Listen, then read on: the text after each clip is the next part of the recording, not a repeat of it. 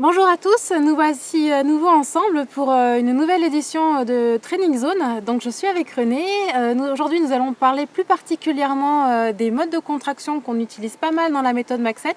Donc aujourd'hui on va en faire un petit rappel. René, s'il te plaît. Monsieur, bonjour Nathalie. En fait, c'est vrai, un des points forts de la méthode, c'est la bonne utilisation des différents modes de contraction et leurs différentes combinaisons.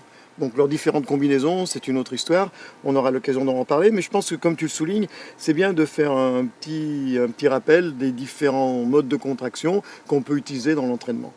Donc sans prétention, un petit rappel, un mouvement dynamique ou isotonique ne sont pas les bons vocabulaires, en fait c'est un mouvement isotonique, c'est un mouvement normal qu'on a l'habitude de faire. Par exemple, si je prends le curl pour les bras, je fléchis le bras pour le ramener aux positions de départ. Et bien évidemment, ce mode de contraction anisométrique comprend deux parties. Une partie concentrique, dans laquelle les points d'insertion du muscle se resserrent, donc le muscle se raccourcit.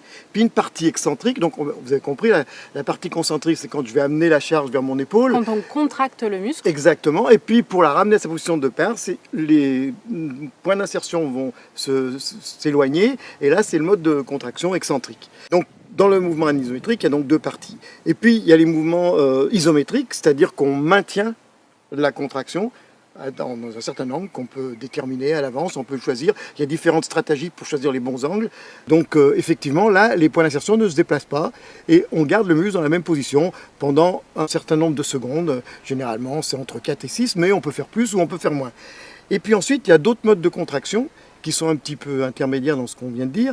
Il y a les modes de contraction isocinétiques, où on passe de concentrique à l'excentrique sans interruption. C'est-à-dire que le mouvement est régulier dans le concentrique, puis régulier dans l'excentrique. Donc ça veut dire, isocinétique, ça veut dire à vitesse constante.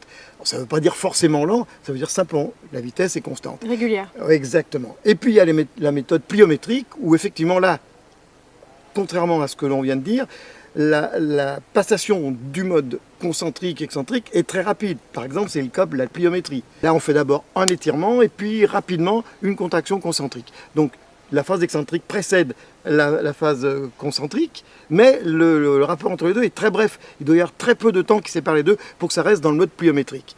Donc, évidemment, on vient de faire le tour un petit peu de tous ces modes de contraction et vous comprenez que devant leur variété et les combinaisons qui sont possibles, et bien effectivement, selon leur utilisation, on n'aura pas les mêmes résultats. Si par exemple on met l'accent sur la partie concentrique, on va appeler ça du concentrique accentué, parce que je vais accentuer cette partie du mouvement volontairement. Si je mets l'accent sur la partie excentrique, je vais accentuer le mouvement excentrique. Donc voilà, c'est un petit peu toutes les possibilités qu'on a avec les différents modes de contraction. Donc selon les modes de contraction qu'on va utiliser, on va développer plutôt certaines choses. Mettons, quand j'en parlais la dernière fois, la partie excentrique. Oui. Quand on favorise cette partie, on va plus développer la force. Oui, alors on n'utilise jamais de méthode exclusive, parce que si on n'utilise qu'une méthode... Mais ça peut être utilisé dans un entraînement. Mais justement, ça peut représenter un certain pourcentage de la séance d'entraînement. Effectivement, le travail excentrique est très intéressant pour la force, mais il est également favorable à la synthèse du collagène, c'est-à-dire du tissu conjonctif qu'il y a dans le muscle. Donc c'est aussi bon pour les tendons.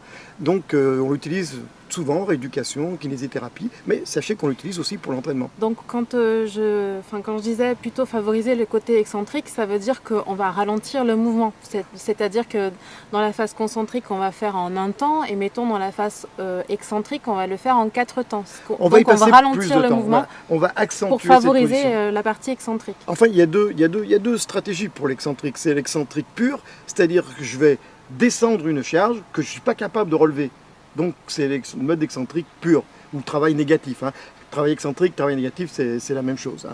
Donc je vais simplement freiner une charge que je vais me faire aider pour la relever, etc.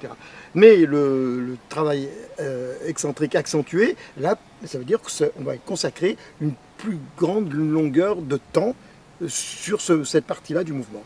Donc c'est pour ça qu'on appelle ça l'excentrique accentué. Voilà. Alors là, évidemment, la durée est en fonction des objectifs qu'on recherche. Là, on ne va pas rentrer trop dans les détails parce que ça nous emmènerait très loin. Mais effectivement, oui, la durée et la charge sont deux éléments qui sont importants. Il y a d'autres mouvements, hein, quand même, mettons, on bloque la charge aussi, ça favorise aussi la force. Enfin, il y a différentes... L'isométrie, donc, par exemple, on en parlait tout à l'heure. Alors effectivement, dans l'isométrie, on a trois principales stratégies.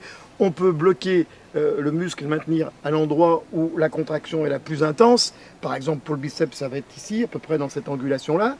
Voilà. On peut le bloquer en haut quand il est en position raccourcie, ou on peut le maintenir juste un petit peu avant l'extension complète pour maintenir cette isométrie en excentrique.